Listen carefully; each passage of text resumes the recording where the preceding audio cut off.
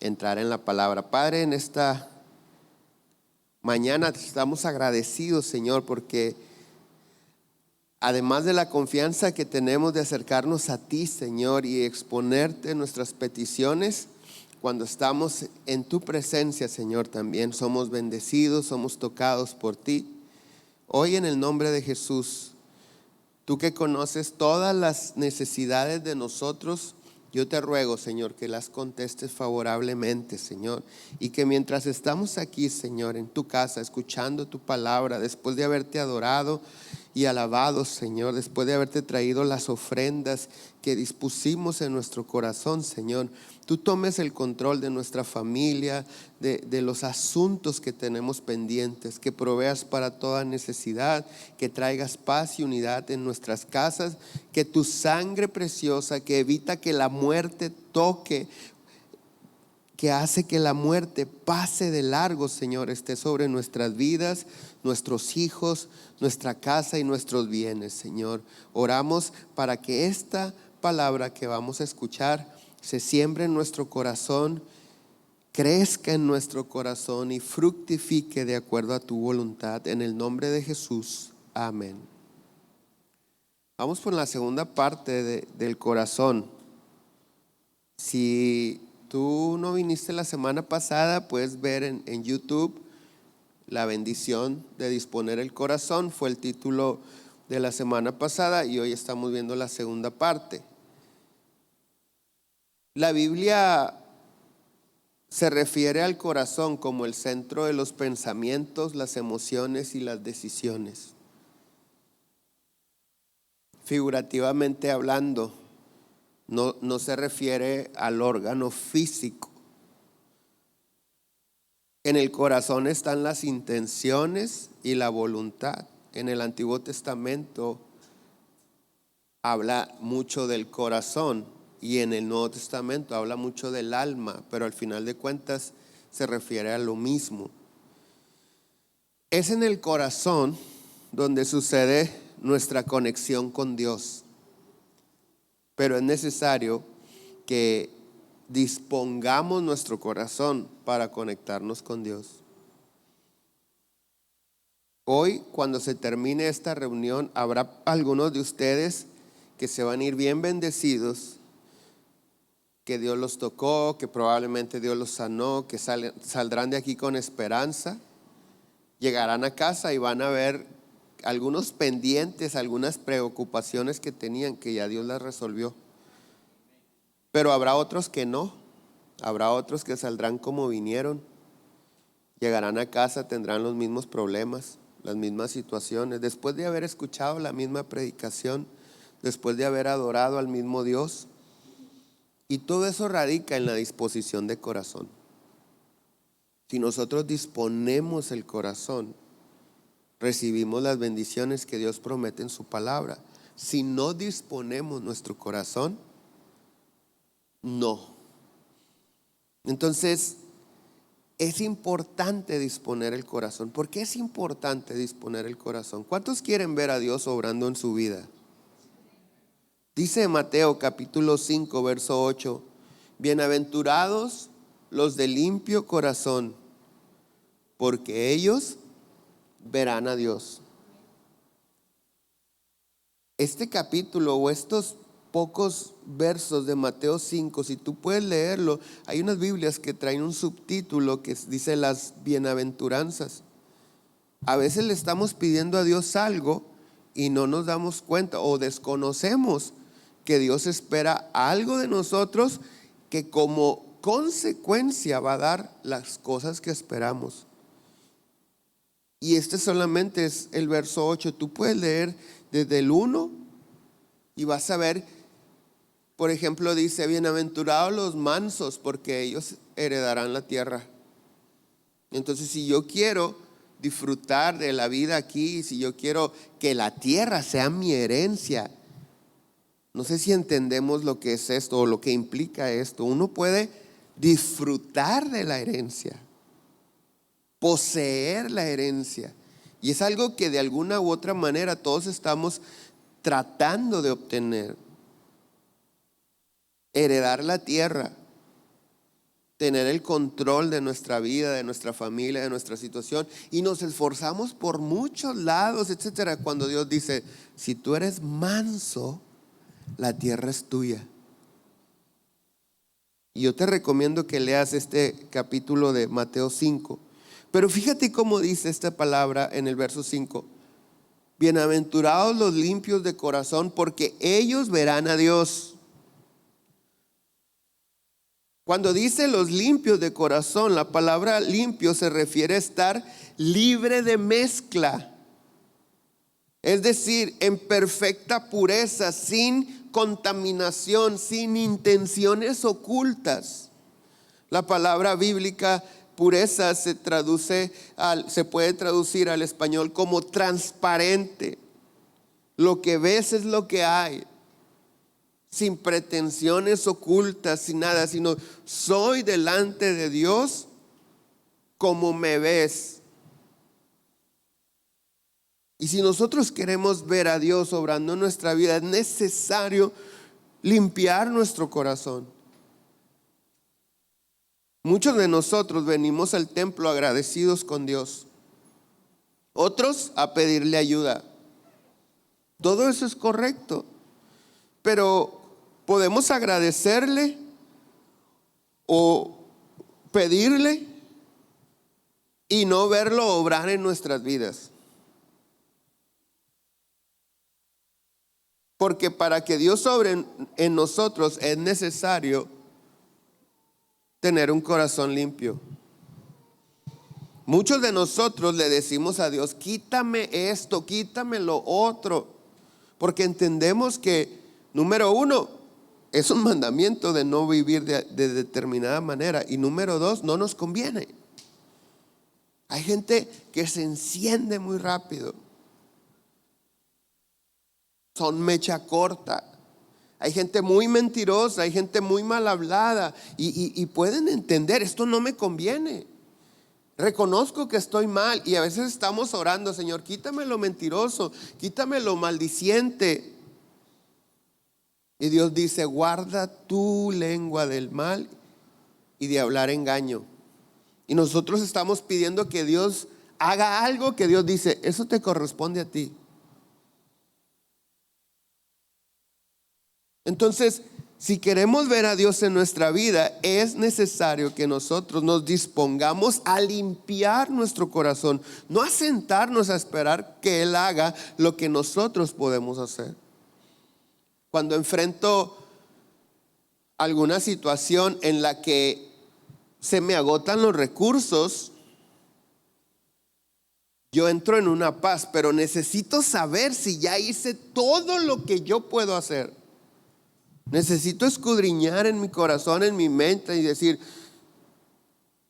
ya oré, ya me esforcé, ya pedí ayuda, ya, todo. Y cuando yo discierno que ya hice todo lo que yo podía hacer, entonces puedo tener paz, porque humanamente hablando hice todo lo posible. Y si en mis recursos, intenciones, esfuerzos no fue posible, Dios dice en su palabra: lo que es imposible para el hombre es posible para Dios. Entonces, mientras hagamos todo lo humanamente posible, Dios se encarga de lo imposible. Pero muchas de las veces avanzamos en algo y decimos: bueno, no se pudo. Bueno, Señor, hazlo tú.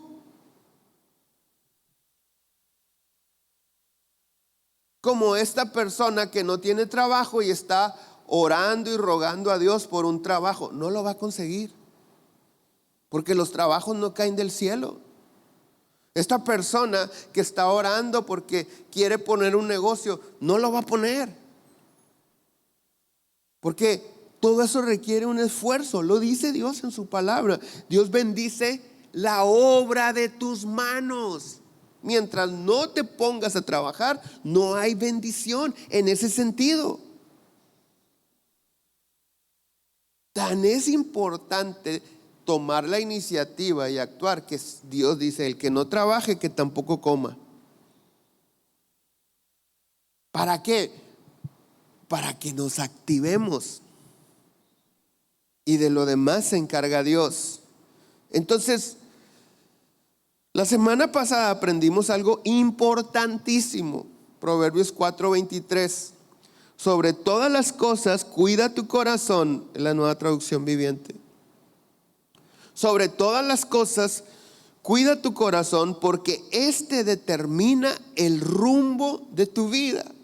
Nosotros venimos esperando que Dios cambie el rumbo de nuestra vida, y resulta que Dios dice en su palabra que el cambio de rumbo de nuestra vida está en nosotros. O sea, la persona que trae una adicción a drogas y que es consciente que no le conviene y que sabe que debe de dejarlo y se sienta a esperar que Dios haga algo, a veces no sale de esa situación. Porque el cambio del rumbo de nuestra vida lo determina nuestro corazón. Yo soy muy preguntón con Dios y muy observador. Y lo he venido diciendo esto en las últimas semanas. Hay gente que deja las drogas, escucha con atención, sin convertirse a Cristo. Y hay cristianos que están en un centro de rehabilitación y salen a las drogas otra vez. Hay matrimonios, hay familias que no leen la Biblia, que no oran, que no adoran a Dios como dice Dios en su palabra, y son familias hermosas, en armonía, donde los hijos honran a los padres son una bendición para los hijos, y te repito, no tienen a Cristo, y uno dice, ¿por qué? Porque esas personas tienen ganas de tener una buena familia y se han esforzado. A veces nosotros estamos esperando que Dios haga en nuestros hijos algo que en realidad nosotros fracasamos a la hora de educarlos. No sé si has escuchado, hay personas que dicen, no, hombre, él es más cristiano que los de la iglesia. Yo escucho ese término, sobre todo cuando algún joven o alguna señorita empieza a tener una relación de noviazgo con alguien que no tiene a Cristo en su corazón, y Dios dice en su palabra que no te unas en yugo desigual. O sea, Dios no está de acuerdo en ese sentido. Y cuando se prestan para platicar al respecto, dice, pastor, si es más cristiano que los que vienen aquí. No, no es más cristiano, está mejor educado. Porque la educación y la fe no van juntas. Hay personas muy educadas, muy serviciales, porque así fueron educados. Muy amables, muy pacientes, porque así fueron educados, pero no tienen a Cristo. Y nosotros que tenemos a Cristo, a veces somos muy berrinchudos. Y yo volteo y le pregunto a Dios, ¿por qué esta gente, por qué esta familia? ¿Por qué este hombre dejó las drogas y nunca se acercó a ti? Al menos no como lo dices en tu palabra. Y Dios me dice, porque tenía ganas de dejarlas. Se acabó. Porque dispuso su corazón a cambiar. Repito, estamos esperando. Es que es muy fácil decir, si ya oré, ya le pedí a Dios, pero ¿qué espera Dios de mí? ¿Qué espera Dios de mí? Cualquiera de nosotros que asista a alguna dependencia a pedir una ayuda, un apoyo, debe de cumplir los requisitos y llevar la documentación. Si no, te van a regresar.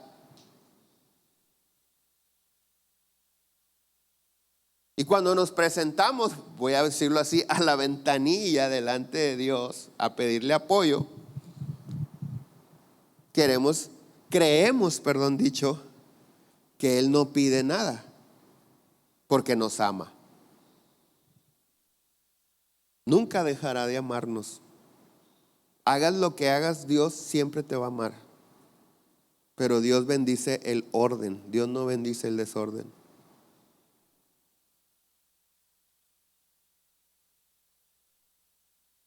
Ahora,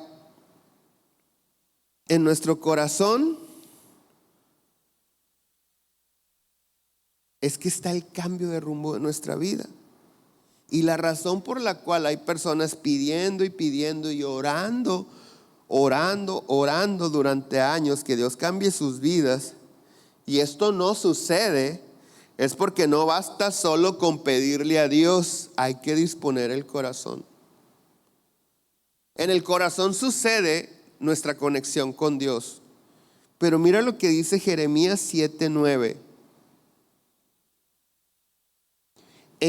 Engañoso es el corazón más que todas las cosas y perverso. ¿Quién lo conocerá? Yo, Jehová, que escudriño la mente, que pruebo el corazón, para dar a cada uno según su camino, según el fruto de sus obras.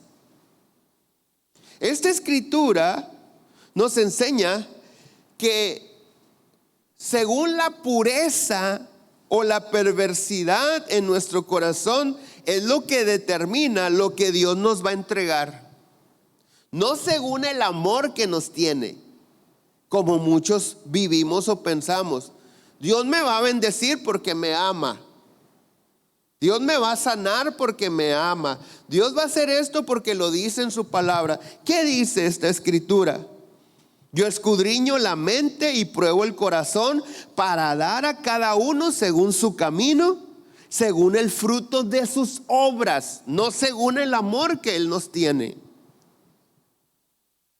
Es importante entregarle nuestro corazón por completo a Dios y sin reservas.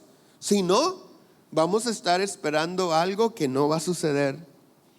En el verso 10, hablando, Dios termina diciendo, para dar a cada uno según su camino y según el fruto de sus obras. Toda persona que no conoce a Cristo puede tener un corazón engañoso, perverso. No así nosotros. Se supone que Cristo vive en nuestro corazón. A lo mejor de los que vienen a las 12:30. Cristo vive en nuestro corazón. Entonces en nuestro corazón no debe haber engaño, ni perversidad o perversión. Si todavía existe eso, necesitamos arrepentirnos, confesar nuestros pecados, esforzarnos y, tomados de la mano de Dios, superar cualquier cosa que a Dios no le agrada. Hay personas que han aceptado la religión cristiana, pero no a Cristo.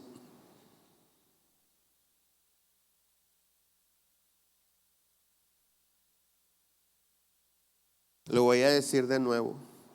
Hay quienes aceptaron la religión cristiana, pero no a Cristo. Y lo podemos ver todo el tiempo. ¿Cómo puedo saber yo si esta persona simplemente adoptó una religión o verdaderamente conoce a Jesucristo? Lo podemos ver en su manera de pensar, en sus emociones, a la hora de celebrar. Hay cristianos que nada más es su cumpleaños y por ser cumpleaños justifican la borrachera. Ay, pastor, cumplí 50, medio siglo. Había que celebrar. Claro que había que celebrar, pero no de la manera incorrecta. La manera en que pensamos, la manera en que hablamos, cómo tomamos decisiones, ¿en base a qué? ¿Consultamos a Cristo, a Dios, al Espíritu Santo, o seguimos caminando en el sentido común? ¿En base a nuestros instintos, a lo que aprendemos en la calle? ¿O consultamos a Dios? Cuando nosotros realmente conocemos a Cristo, leemos la palabra de Dios Y vemos o descubrimos en la palabra que Dios no solo resuelve problemas, Él los evita.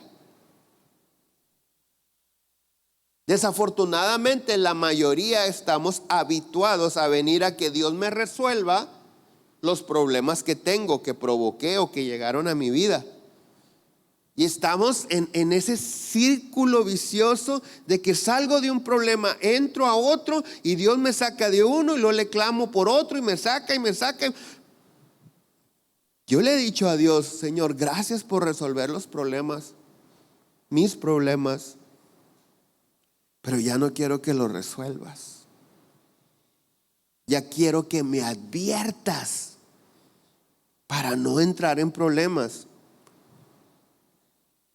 Y me dice Dios: pues lee mi palabra, ahí está todo. Porque muchos queremos que Dios nos advierta en un momento de que oramos en oración. Y si sucede, el Espíritu Santo te puede traer un discernimiento de lo que viene en el día que estás viviendo, pero siempre confirmado en su palabra, porque hay gente que se hinca a orar y tiene unas ocurrencias y asegura que Dios le habló, pero Dios nunca va a hablar algo que no esté en su palabra o que su palabra no lo confirme.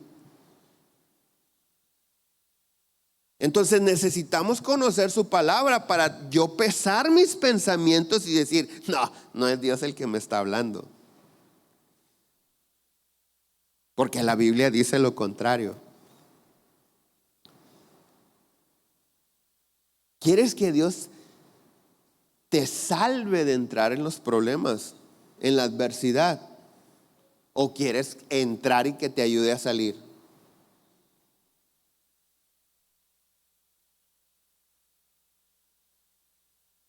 Yo prefiero que Dios los evite, pero no depende de Él. Depende de que antes de decidir yo me tome un tiempo, filtre el asunto y las posibles decisiones a través de la palabra, y entonces voy a evitar entrar en un problema. Entonces, es en el corazón, en la manera que celebramos o en la manera que nos enojamos, porque está permitido. Dios nos permite enojarnos. Dice: enójate, pero no caigas en pecado en ese enojo. Enójate con la causa correcta.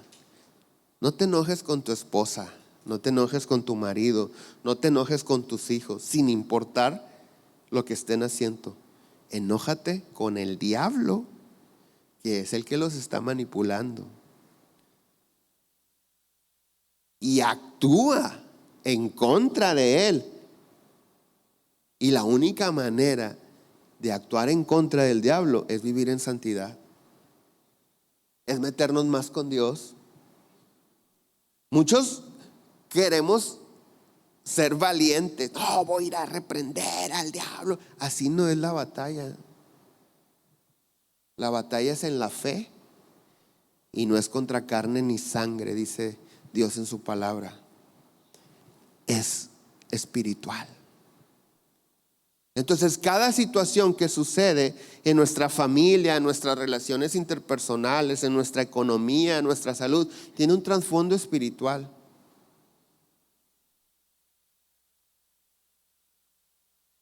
Y pueden suceder porque Dios está formando algo en mí. Por ejemplo, si tú eres una persona que no se ha decidido a ser paciente, a veces Dios usará a tus hijos para desarrollar en ti la paciencia. ¿Y cómo sucede eso?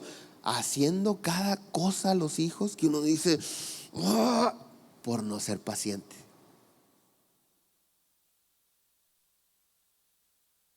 Por no aprender a esperar en Dios. Y a veces estamos luchando con nuestros hijos o con la esposa, o la esposa con el marido, y la lucha no es con ellos, es contra uno mismo. Porque Dios es justo.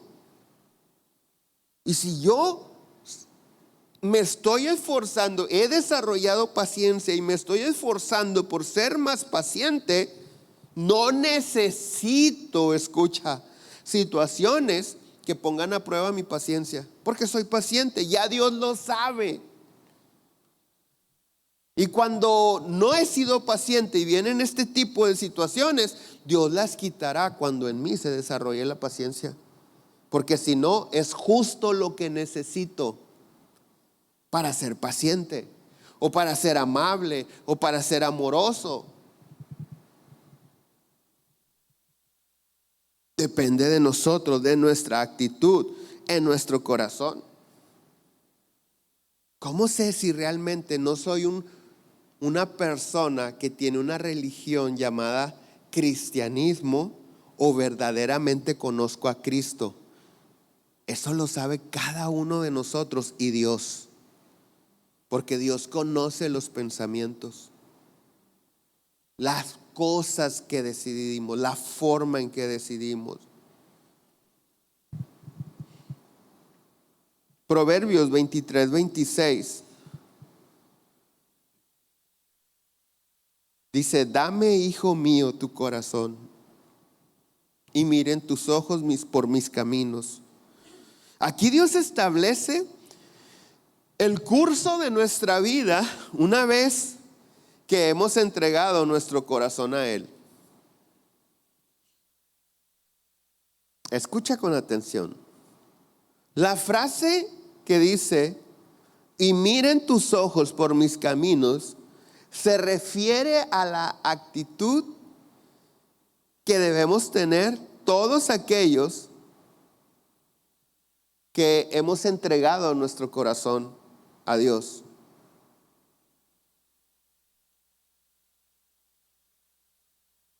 Dame, hijo mío, tu corazón, y miren tus ojos por mis caminos. Algunos le decimos, te entrego mi corazón, pero no caminamos el camino de Dios. Y no basta solo con decirle, te entrego mi corazón. Mirar los caminos de Dios se refiere a la actitud que debemos tener con aquel que nos ha librado del poder de las tinieblas y nos ha dado vida eterna. La palabra hebrea que se tradujo como miren, cuando dice, y miren tus ojos por mis caminos, esa palabra hebrea es la palabra ratzá y significa satisfacer o pagar una deuda. Y esto lo cambia todo. Hemos creído que para ir al cielo solo debemos aceptar a Cristo. Sin embargo, esta escritura nos enseña que estamos en deuda con Dios por la muerte de su Hijo y Él está demandando el pago de nuestra deuda. ¿Cómo pagamos dicha deuda? Caminando en los caminos de Dios. A eso se refiere. Y miren tus ojos por mis caminos. Dios está diciendo, debes de.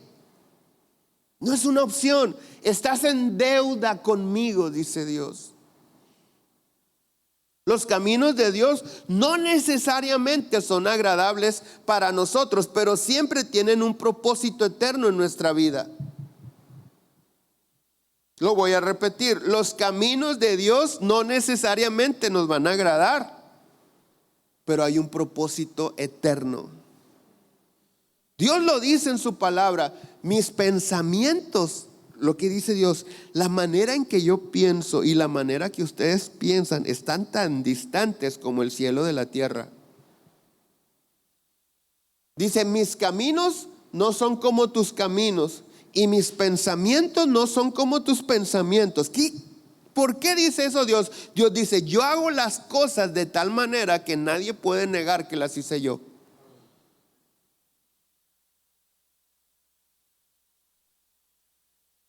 Entonces Dios obra de una manera que nosotros no podemos entender. Nosotros podemos esperar, orar por que Dios sane un dolor de cabeza. O podemos tomar una aspirina. Generalmente tomamos la aspirina. ¿Y cuando no funciona?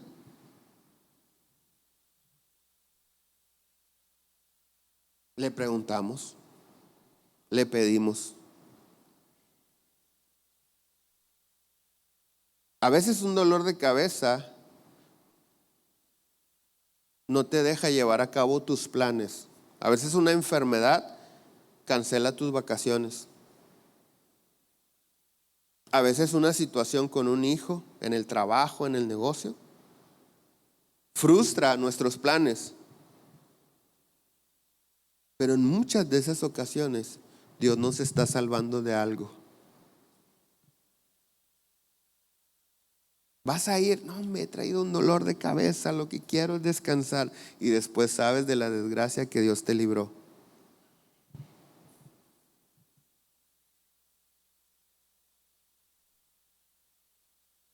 No se me olvida, hace muchos años que, como ustedes saben, nosotros vamos al penal a predicar la palabra. Ya tenemos más de 25 años, yo creo, yendo al penal. Y había un preso que, como todos, quiere salir de ese lugar, ¿no? Pero en su caso especial, nosotros orábamos por él y Dios nos hacía sentir, Dios, de algo te está cuidando Dios. Porque la acusación que él tenía y la condena que le habían dado, él era inocente. No quiere decir que era buena persona, pero en ese asunto él no había tenido nada que ver. Él ni siquiera estaba en la ciudad cuando pasó lo que pasó, por lo que lo condenaron. Y nosotros orábamos así. Y él decía, es que para ustedes es bien fácil, porque no duermen aquí. Dios te tiene aquí, así decía. Ustedes me dicen, Dios te tiene aquí y te estás cuidando. Tú no comes lo que dan aquí de comer. Tú no duermes en la cama de piedra. Y llevábamos pastores que de aquí de la ciudad, o venían pastores amigos de otra ciudad y los llevábamos a predicar, y sin decirles nada oraban por él y le decían, dice Dios, yo te voy a sacar de este lugar, aquí estoy guardando tu vida.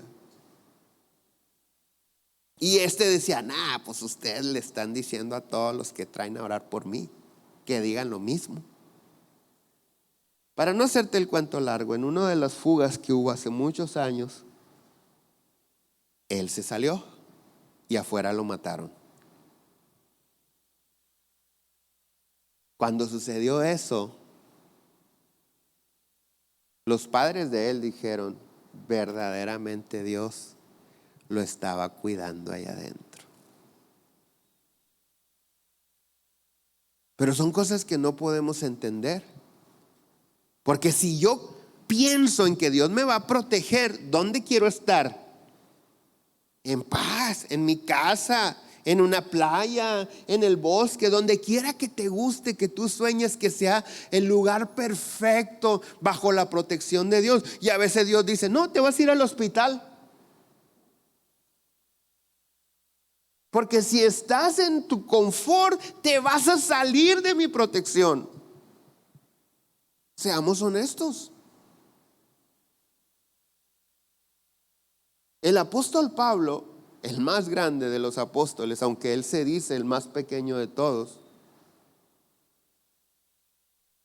alguien que escribe gran parte del Nuevo Testamento, usado impresionantemente por Dios para testificar el evangelio a reyes, a gobernantes,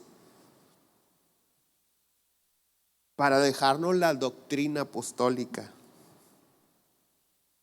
Ese hombre tan santo, tan sagrado, dice, y me fue dado un aguijón en mi carne, un mensajero de Satanás que me abofetea, o sea, me avergüenza públicamente, respecto al cual le he rogado a Dios 3 veces que me lo quite y me dice que no me lo va a quitar. La razón de ese aguijón, dice mismo Pablo, es para que yo, por mi sabiduría, por mi carrera política, religiosa, porque fue un hombre importante dentro de la historia universal, no solamente en el cristianismo. Dice, la razón por la cual Dios me dio esa enfermedad o esa ansiedad o ese temor o esa situación que públicamente me avergüenza, es para que yo no me enaltezca, para que yo no sea orgulloso. Entonces dice, Dios me ha dado algo que me hace caminar en humildad siempre. Yo creo que nosotros dijéramos, Señor, es Pablo, no te pases. Era para que lo tuvieras así, tranquilo, en paz, con mini split, escribiendo el Nuevo Testamento. Y está en la cárcel, encadenado muchas veces. El Señor Jesús fue azotado una vez, Pablo 3 veces, con el mismo azote que recibió Cristo. Es impresionante lo que ese hombre padeció por el evangelio. Pero ¿por qué suceden estas cosas? Porque Dios hará lo que sea necesario para salvar tu alma, nuestra alma. Nosotros queremos que salve nuestra vida natural, la casa, los negocios, la salud, el matrimonio y todo. Dios dice, para mí lo más importante no es tu dinero, no es tu casa, es tu alma. Y si es necesario que padezcas, vas a padecer. Pero padecemos aquellos que no disponemos el corazón. Repito, porque Dios es justo. Y si yo estoy limpiando mi corazón y disponiéndome para que Él obre en mi vida, yo no necesito padecimiento. Estoy caminando. Los necios somos los que necesitamos la vara, la corrección de Dios, el chicote. Pero los mansos, los que dicen, sí Señor, lo que tú digas, por ahí no es, por ahí no es. Ellos no necesitan chicote. La vara que trae el pastor se llama cayado. Y ese cayado tiene 2 propósitos. Si tú te fijas, se abre como una horqueta, una con una especie de gancho. ¿Sabes para qué es esa? Para agarrar a las ovejas que se están saliendo del camino, para jalarlas. Pero el pastor no anda jalando todas, anda jalando bruscamente aquella que va a agarrar monte. Y la otra punta es para matar serpientes. No solamente nos mete al redil, sino quita los peligros de nuestro camino. Pero las ovejas que van por el camino que el pastor va indicando no necesitan de esa vara. Solamente las que se están descarriando. Por eso te digo, las personas necias, tercas, somos aquellos que vamos a necesitar el varazo, la reprensión, la disciplina. Los humildes, los de corazón dispuesto, no, ellos van sobre miel. ¿Cómo dicen? Hojuelas sobre miel. A ver, ¿cómo? Sucaritas como miel sobre hojuelas. Nunca se ha oído a qué se refiere eso, pero me imagino que está suavecito y crujiente.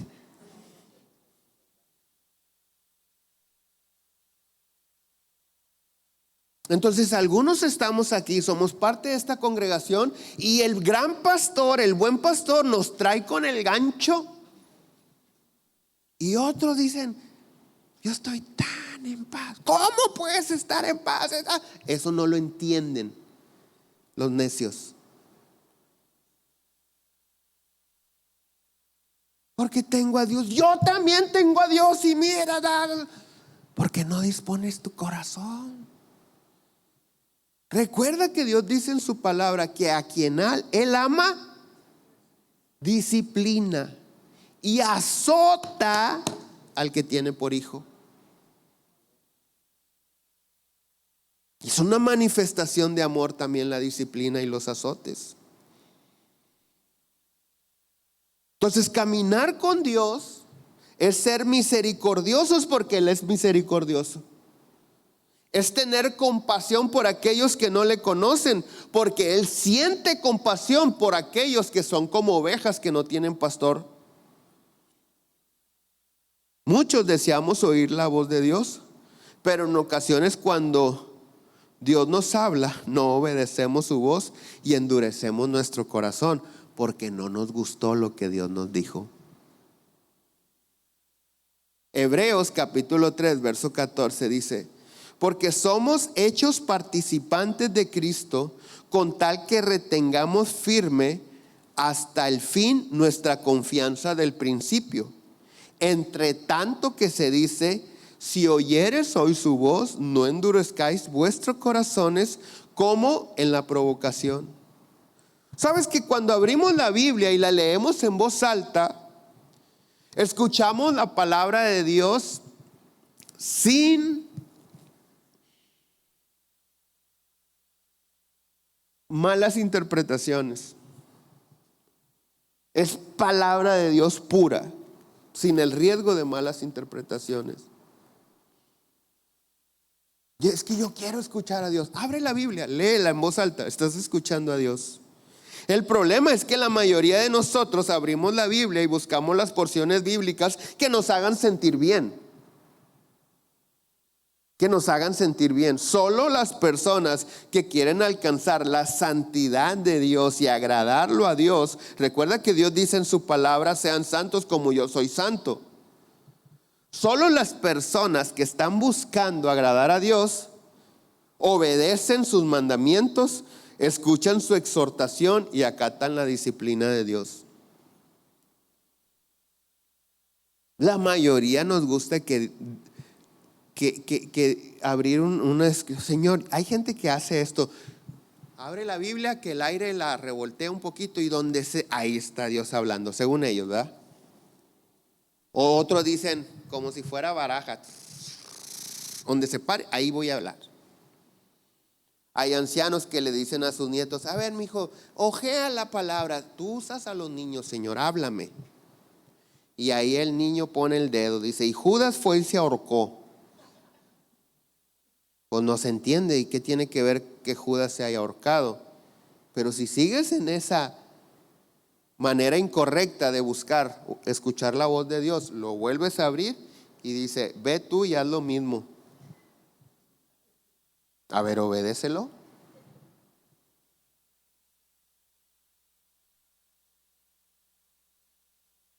Dios no va a usar el azar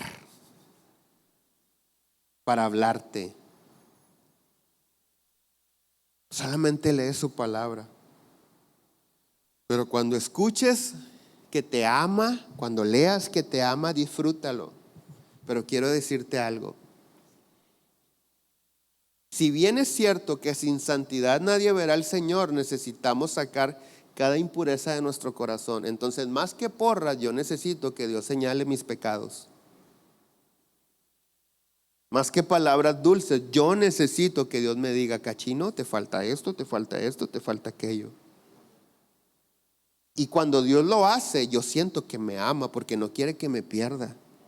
Porque muchos están en esa burbuja, han estado por años en esa burbuja de que estoy bendecido, estoy bien padre. Y uno puede decir: este hombre no sabe ni lo que es estar bendecido.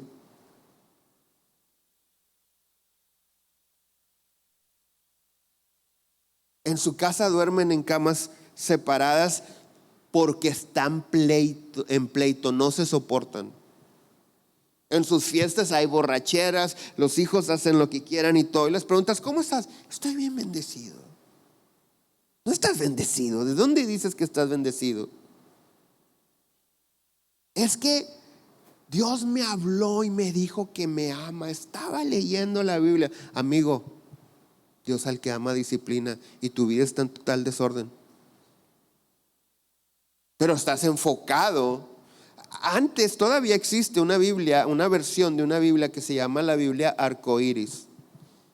Y la particularidad de esa Biblia es que cada porción que tú lees tiene un color, cada párrafo. Y ya sabes que los párrafos en rojo hablan de amor, los párrafos en azul hablan de esto. Y entonces tú abres la Biblia y tú dices, bueno, aquí, no, esto no, yo quiero leer que Dios me ame. Entonces voy a buscar solamente los rojos. Te estás autoengañando, porque estás buscando el aplauso. Y Dios no solapa el desorden, pero andamos en una ilusión de bendición. Yo lo he dicho últimamente, ese es el Dios de tu imaginación, no es el Dios de la Biblia. El Dios de la Biblia dice que castiga, azota al que tiene por hijo cuando este hijo lo necesita. Esa es una verdadera manifestación del amor de Dios.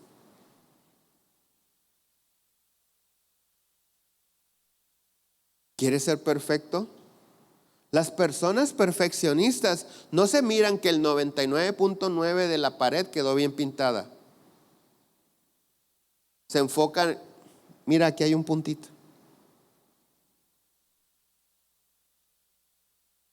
Y los demás dicen, oye, pero mira la pared tan grande. Y tú vienes y me señalas. Sí. Hay gente que a la hora de pintar realmente no pinta. Embarra pintura en las paredes. Y tú puedes ver todas las fallas. Y ellos dicen, qué bonito se mira, ¿verdad? Qué bonito se mira. No está pintado, embarraron pintura ahí. Pero eso solamente lo puede ver un perfeccionista. Bueno, nosotros en el sentido del pecado, de la obediencia a Dios, necesitamos ser perfeccionistas.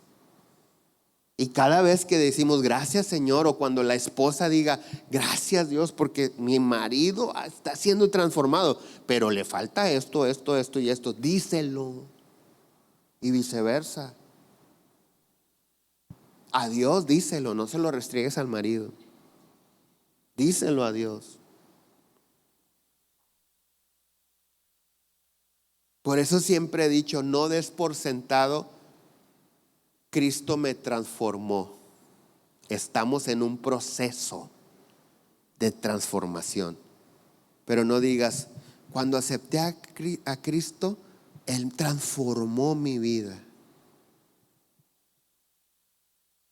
Es cierto que obtuviste una nueva esperanza,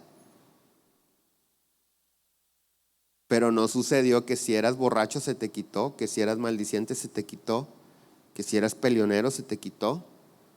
¿Qué comenzó a suceder en tu vida? Que empezaste a darte cuenta de que tu estilo de vida no iba de acuerdo con la palabra de Dios, pero no estabas transformado. A algunos todavía nos falta ser transformados. Entonces, en ocasiones endurecemos nuestro corazón al escuchar la voz de Dios porque no nos gusta lo que Dios nos está hablando. ¿Sabías tú que endurecer el corazón se refiere a ser obstinado? Una persona obstinada se aferra a sus ideas y opiniones aun cuando se le presenten argumentos suficientes que contradigan sus ideas. Y esta persona, las personas obstinadas no cambian de parecer. Dicen, sí, pero yo tengo otros datos. Pues eso lo dirás tú, pero yo estoy bien. Esa es una persona obstinada. Tú le puedes decir, ¿cómo puedes decir esto es blanco? ¿Por qué dices que es azul? Mira, y traerle la paleta de colores y corroborar y todo. Pues tú dirás lo que quieras, yo lo sigo viendo azul. Eso es ser obstinado. Las personas obstinadas siempre endurecen su corazón. Los obstinados son necios, tercos y testarudos. Coloquialmente hablando, nos referimos a los obstinados como cabezones. este cabezón no entiende. Así como, te voy a poner un ejemplo, cuando nosotros enseñamos acerca del Halloween, que no debemos de participar en esa fiesta los hijos de Dios, una persona obstinada, es decir, una persona necia, terca y testaruda, dice, no tiene nada de malo, es diversión para los niños, cuando en realidad es la celebración más grande y más importante para la brujería y el satanismo también. Pero los obstinados dicen, ay, pastor, usted es muy religioso, no pasa nada. Lo he dicho algunas veces, estás rogando a veces y llorando porque Dios te conteste una petición. Dice la Biblia que los ángeles de Dios son los que ejecutan la palabra de Dios. Entonces, cuando la palabra de Dios se hace realidad en tu vida, no te diste cuenta, pero lo que llegó a tu vida fue un ángel o ángeles que ejecutaron esa palabra de Dios en tu vida. ¿Ok? Pero si tú te disfrazaste de bruja porque es Halloween y Dios manda a sus ángeles a ejecutar su palabra en bendición para tu vida, a la dirección de tu casa, yo me imagino que llegan los ángeles y dicen, aquí son contras, no podemos. ¿Qué comunión tiene la luz con las tinieblas? Yo me imagino que esos ángeles se regresan con tu sanidad, con tu prosperidad, con el carro, con lo que sea que Dios te haya mandado. Y yo me imagino que Dios dice, ¿qué pasó? ¿Por qué no lo entregaron? Señor, te equivocaste de dirección. Ahí estaban celebrando la brujería y el satanismo. Pero eso no lo vemos por obstinados. Y yo le he dicho a algunos amigos conocidos y lo he hecho público, si tú celebras Halloween, no celebres el nacimiento de Jesús, no celebres Navidad, no seas hipócrita. Porque Dios dice que nadie puede servir a dos señores. Y Dios dice en su palabra claramente que no debe de haber comunión la luz con las tinieblas. Segunda de Corintios 6:14 dice, no os unáis en yugo desigual con los incrédulos, porque qué compañerismo tiene la justicia con la injusticia, y qué comunión la luz con las tinieblas. La luz y las tinieblas no pueden habitar juntas, es imposible. O hay luz o hay tinieblas. Pero ahí están los obstinados de cabezones. Pero mira cómo reacciona Dios ante la obstinación. Éxodo 32:9. Después el Señor dijo, he visto lo terco y rebelde que es este pueblo. Ahora quítate de en medio, está hablando con Moisés, para que mi ira feroz pueda encenderse contra ellos y destruirlos. Después, Moisés, haré de ti una gran nación. Moisés intercedía por el pueblo delante de Dios. Ten misericordia, Señor. No los dejes morir en el desierto. Ten misericordia. Pero Dios dice, ¿sabes qué, Moy? Hazte a un lado. Déjame destruirlos. ¿Por qué? ¿Por qué Dios, escucha con atención, por qué Dios mira la esclavitud y el sufrimiento de los hebreos durante 400 años y Dios dice, los voy a sacar, y los saca de esa esclavitud, del yugo de la esclavitud de los egipcios, con milagros impresionantes?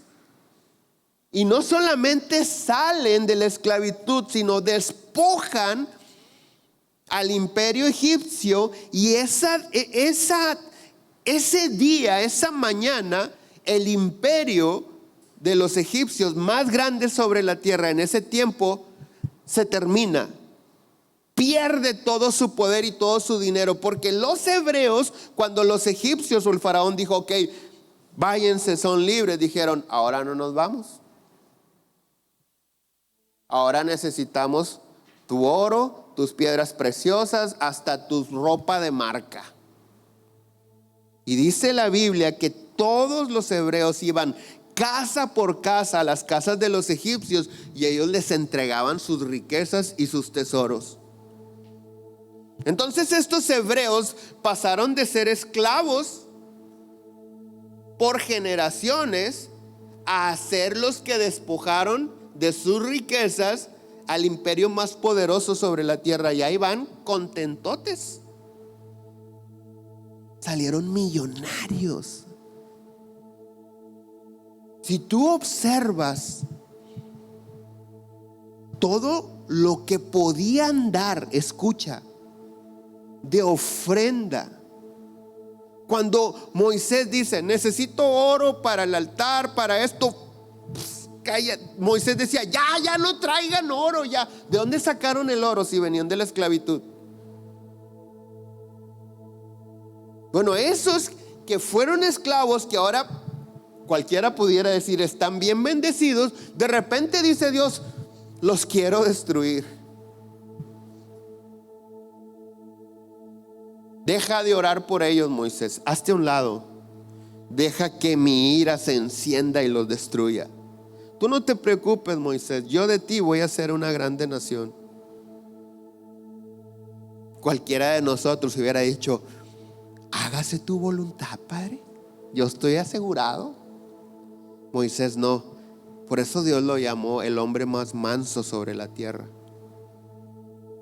Moisés le contesta, ¿qué van a decir de ti? ¿Que eres un Dios que los sacó de allá para matarlos acá? Siempre Moisés buscaba la manera de salvar al pueblo delante de Dios. El día que fracasó, no solamente Dios mató a esa generación, sino el mismo Moisés no entró a la tierra prometida. ¿Por qué? Por cabezón. Ese hombre del cual Dios dice, él es el más manso sobre la tierra, su necedad, por lo que haya sido, por el hartazgo de la rebeldía del pueblo, porque no entendían y todo, al final de cuentas, la contaminación del pueblo contamina el corazón de Moisés. Y Dios le dice, Moisés, toda esta generación no va a entrar a la tierra prometida, ni tú. Y hasta que se muere el último de esa generación, entran a la tierra prometida. Por no vivir en santidad. Entonces hay personas que en partes, cuando leen parte de la Biblia están de acuerdo, y cuando leen otra parte de la Biblia no están de acuerdo. Hay temas que se predican aquí y yo que los estoy viendo a todos veo su reacción y se paran y se van. Es que yo venía a que Dios me dijera que qué bonito soy, y aquí van a pedir una cooperacha para pintar la iglesia. Yo venía a que Dios le hablara a mi esposa que se porte bien, y aquí dicen que yo soy el responsable del desorden de mi esposa. Vámonos, vieja, que están mal. No nos gusta. Pero cuando abrimos las cosas que sí nos agradan, ay, Dios me habló. El asunto es que cuando cierro la Biblia, por así decirlo, ilustrarlo, porque lo que leí no me gustó, ¿sabes qué es? Una manifestación de que endurezco mi corazón. Es muy común, el hombre, todos nosotros, tratamos o justificamos nuestras malas decisiones en el mal comportamiento de alguien. Sí le pegué, pero porque me hizo esto. Sí le fui infiel, pero él primero. Sí, robé, pero es que no me pagan bien.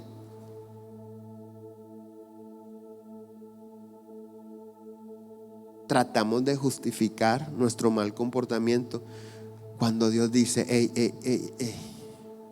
tú vas a dar cuenta por tus actos y yo te voy a dar según el fruto de tus caminos, no de lo que la otra gente haga en tu vida, de cómo tú vives, de cómo tú reaccionas. Entonces, predicamos el amor de Dios, padrísimo. Dios nos exhorta a través de la predicación y algunos se endurecen. El año pasado, en un domingo, si bien recuerdan ustedes, en un domingo que no lo hacemos usualmente, enseñé acerca del diezmo. Eso lo hacemos en los discipulados, en reuniones entre semana. Pero el año pasado enseñé del diezmo aquí con la iglesia llena. Y les dije, hice la aclaración, dije: hoy hay un tema que probablemente es de discipulado, pero como no todos vienen al discipulado, es necesario enseñarlo aquí. Y hubo quienes dejaron de congregarse aquí porque les dije con la Biblia en la mano que el que no diezma está robando a Dios, y Dios no bendice a los rateros, y los rateros se van al infierno. Con la Biblia en la mano.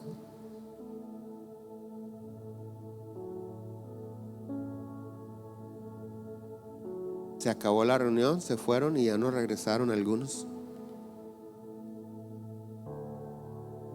Endurecieron su corazón.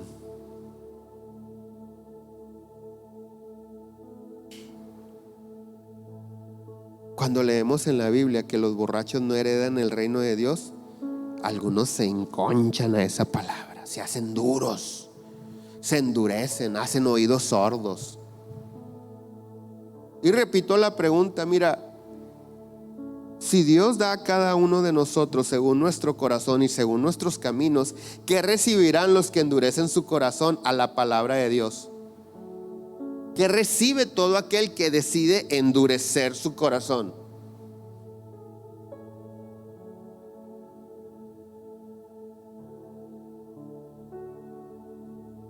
Lo acabamos de leer en Éxodo. La ira de Dios. Llámalo ira, llámalo disciplina, llámalo adversidad, pero nunca la bendición, la aprobación de Dios, el respaldo de Dios. Ezequiel 36:25 dice: esparciré sobre vosotros agua limpia, y seréis limpiados de toda vuestra inmundicia, y de todos vuestros ídolos os limpiaré. Os daré corazón nuevo, y pondré espíritu nuevo dentro de vosotros, y quitaré de vuestra carne el corazón de piedra, y os daré un corazón de carne. Y pondré dentro de vosotros mi espíritu, y haré que andéis en mis estatutos, y guardéis mis preceptos, y los pongáis por obra. Todo aquel que no está obedeciendo la palabra de Dios es porque ha endurecido su corazón. Pero podemos ver en esta escritura la misericordia de Dios. O sea, Dios dice: la vida, la necedad, la ignorancia, los sufrimientos, lo que haya sido que te haya endurecido, no te preocupes. Voy a quitar ese corazón de piedra porque te quiero bendecir. Y qué padre, pero no funciona decir: ok, Señor, quita de mí el corazón de piedra, dame un corazón sensible. No, aquí dice: esparciré sobre vosotros agua limpia, y seréis limpiados de todas vuestras inmundicias.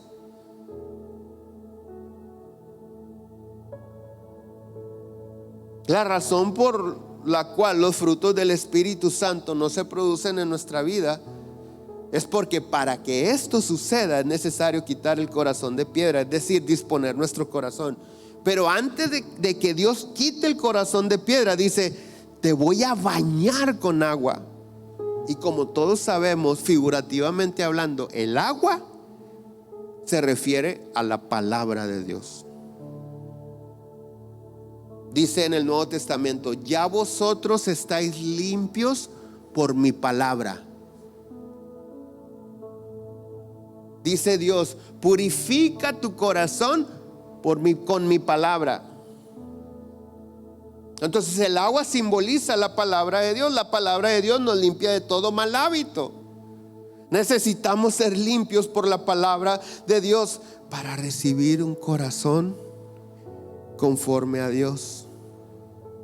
Entonces recibimos su Espíritu Santo. Entonces podemos vivir en obediencia. Entonces no hay estorbo, no hay nada que estorbe las bendiciones de Dios sobre nuestra vida.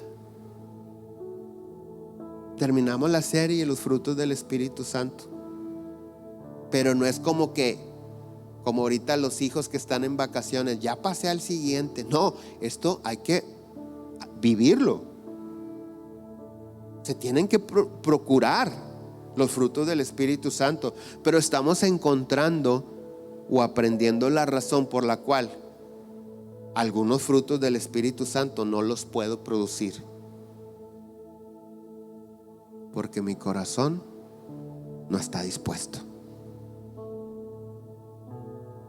Amor, gozo, paz, paciencia, benignidad, bondad, fe, mansedumbre, templanza. Qué difícil, pastor. No, dispón tu corazón. Dios dice: y te daré mi espíritu. Póngase de pie, por favor.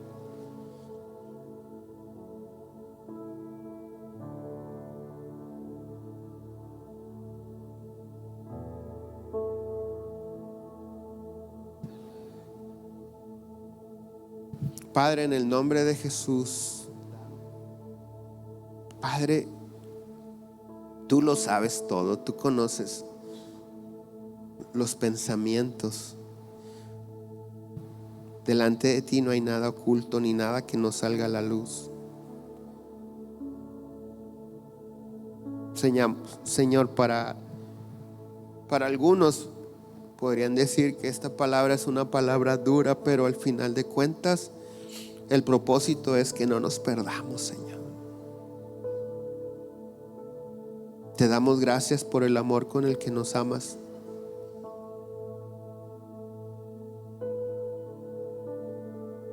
Produce en nosotros, Señor, la necesidad de encontrarnos contigo en la lectura de tu palabra, y que cada vez, Señor, que tú hables a nuestra vida, sepamos que es por amor.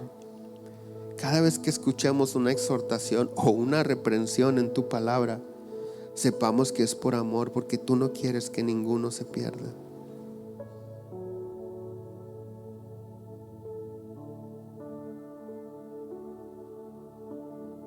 Gracias porque eres paciente con nosotros, porque no nos has dado como pago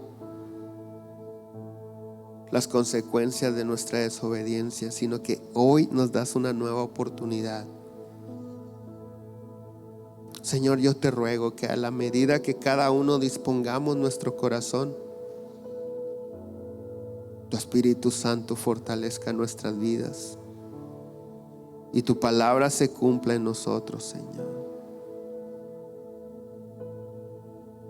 Necesitamos, hermanos, entender que lo único que necesitamos es a Jesucristo, porque en Él, dice Dios en su palabra, habita toda la plenitud. Todo lo que nosotros deseemos o querramos está en Él. Tú necesitas sanidad, necesitas a Cristo. Tú necesitas cambiar tu carácter, necesitas a Cristo. Tú necesitas que Dios te prospere, necesitas a Cristo. Tú necesitas que Dios transforme tu relación en tu matrimonio con tus hijos, necesitas a Cristo. Vamos a cantar algo que más que una canción sea una oración. Y cántalo con el corazón. Dile: no quiero nada. No quiero nada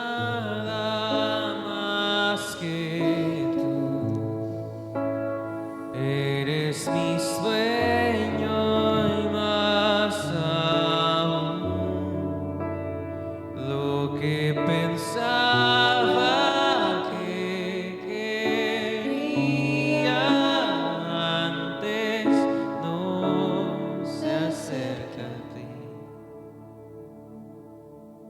Y ya somos uno, tú y yo. Y mi secreto es nuestro amor. Quiero mirarte para siempre, porque verte es mi placer. Como una oración, pídelo. Dame a Cristo,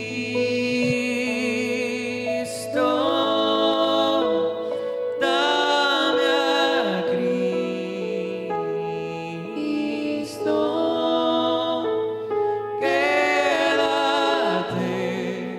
lo demás, quédate lo demás. Una vez más, dame a Cristo. Dame a Cristo,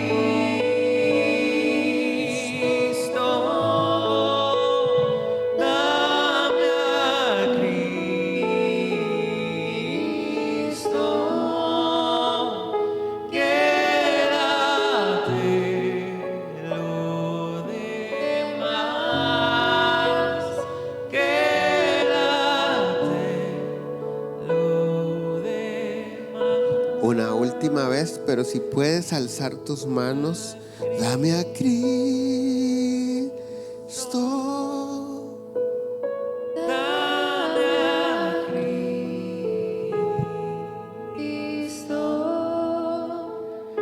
quédate lo demás, quédate lo demás. Señor, te ruego que no permitas que esta semilla que hoy fue plantada en nosotros sea robada por nada, sino que crezca y fructifique. Te ruego en el nombre de Jesús que tú nos guíes en la lectura de tu palabra, nos des la humildad de aceptar y la capacidad de disfrutar tu palabra, Señor. Bendigo la vida de todos sus hijos, de todos tus hijos, rogándote por ellos y por los suyos, y con todo lo que ellos tienen, Señor, que tú estés manifestándote, Señor, en sus vidas, conforme a tus riquezas en gloria, en el nombre de Jesús. Amén. Que Dios los bendiga. Nos vemos el miércoles.